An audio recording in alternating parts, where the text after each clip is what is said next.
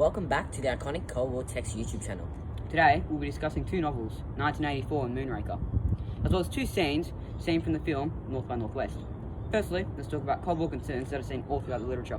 Some Cold War concerns in literature include the fear of external powers, attack from aliens, which is symbolic of communist powers, the fear of the dominant power, betrayal, anxiety, paranoia, espionage, the importance of weaponry, hard power, and the fear from within, such as spies and double agents.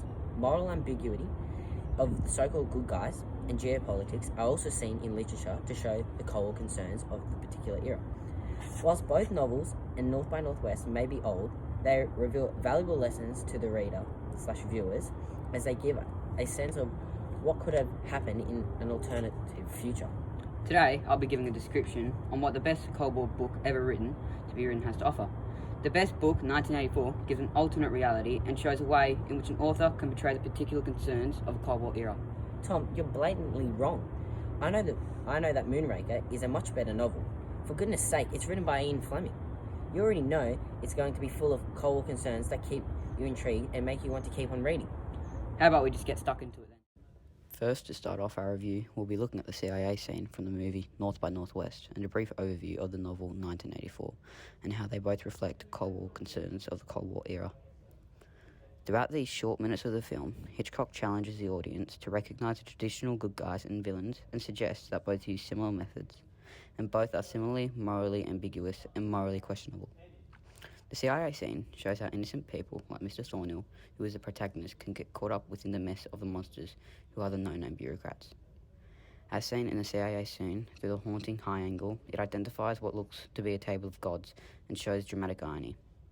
Every official at this table will decide the fate of Mr. Thornhill. As can be watched through this part of the film, the professor clearly stated, "Let's do nothing." This shows a blatant disregard that the professor has for the normal and innocent citizens. He would rather let someone innocent die for the personal benefit of himself. Yes, Tom, I agree with the idea of the monsters being seen as the no-name bureaucrats. It is also very interesting to see the way in which Hitchcock uses the high camera angles to depict the CIA meeting with the so-called gods. Throughout the novel 1984, it really reiterates my beliefs on how our world has been constructed and reflects the Cold War concerns of the era. This was George Orwell, otherwise known as Eric Blair's last novel.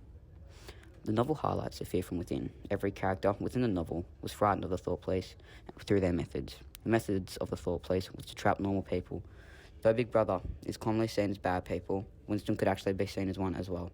Though O'Brien eventually betrayed Winston, he was capable of getting Winston to agree that he would encourage prostitution and to throw sulfuric acid in a child's face. This can be found on page 199. Furthermore, this is seen as a flashback on page 309 to 310.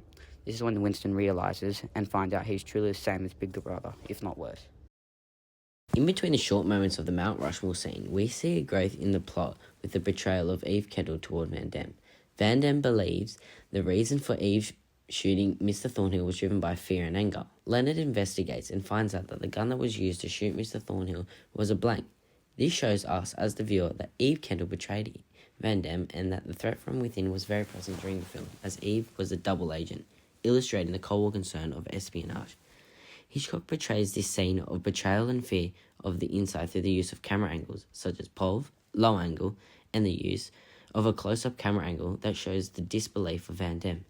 Hitchcock uses these to help place the viewer in the shoes of Van Damme and Mr. Thornhill to understand the true meaning of the depiction of the scene. Yes, that is quite interesting. It is awesome to see the way in which Hitchcock shows the idea of betrayal and the idea of espionage to display the concerns of the Cold War era.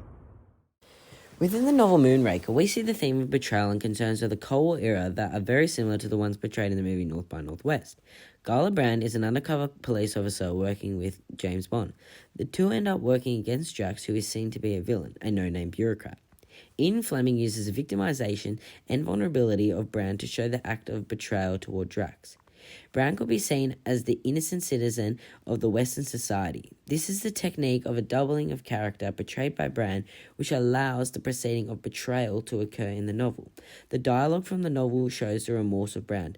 "I can explain it, Sir Hugo. It was a mistake. I didn't mean..." This shows Brand is a victim and that through her becoming a victim of Drax's power, she is led to betray Drax to save London and herself. This shows us the self-recognition that Brand expresses within the book and that she has to do wrong to do right. Bran becomes active once she has fallen victim to the power of Drax. Fleming says, hurriedly she told Bond everything she knew, beginning with the notebook. This shows us the threat from within and the act of betrayal. All these themes that Fleming reveals reflect the concerns of the Cold War era. Well, that brings us to a wrap, guys. Thank you for listening.